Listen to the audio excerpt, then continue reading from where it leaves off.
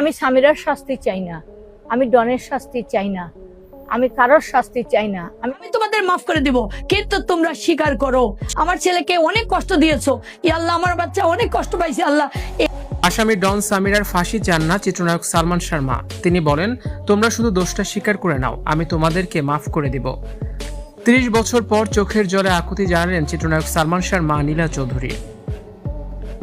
ঢালিউডের অমর নায়ক সালমান শাহ মামলায় 4 নম্বর আসামি ডন গ্রেপ্তারের পর আবারও উঠে এসেছে সন্তানহারা এক মায়ের বুকফাটা আর্তনাদ। এতদিন পর মামলার তদন্ত জোরদার হলেও সালমান শাহর মা নীলা চৌধুরী আসামিদের ফাঁসি বা কোনো প্রতিশোধ চান না। তিনি বলেন, আমি ডন সামিরার ফাঁসি চাই না, আমি শুধু চাই সত্যটা উন্মোচন হোক।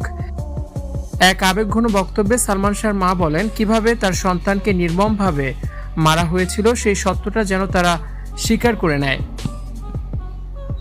সন্তানের নির্মম মৃত্যুর পর দীর্ঘ 3 দশক ধরে বিচার পাওয়ার লড়াইয়ে চোখের জল ফেলছেন নীলা চৌধুরী। তিনি বলেন, আমি তোমাদের ফাঁসি চাই না, আমি তোমাদের মাফ করে দেব, কিন্তু তোমরা কেবল সত্যটা স্বীকার করো। সব বলে দাও যে কিভাবে তোমরা আমার ছেলেকে মেরেছ। আমার ছেলে কখনোই এই কাজ করতে পারে না, তাকে অনেক কষ্ট দিয়ে মারা হয়েছে। এই একটা সত্য জানার জন্যই আমি 30 বছর ধরে কেঁদে ভাসাচ্ছি।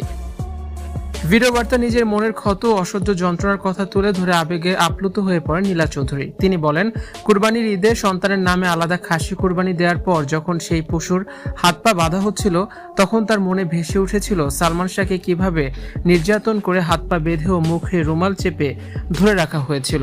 তিনি আক্ষেপ করে বলেন, সেই নির্মম স্মৃতি মনে পড়ে যাওয়ায় তিনি মাংস পর্যন্ত কাটতে বা রান্না করতে পারেননি। ডনের গ্রেপ্তার ও জিজ্ঞাসাবাদ এবং নীলা চৌধুরীর এই মানবিক ও আকুল আহ্বানের পর আসামিদের অন্তত নিজেদের অপরাধ স্বীকার করে নেওয়া উচিত।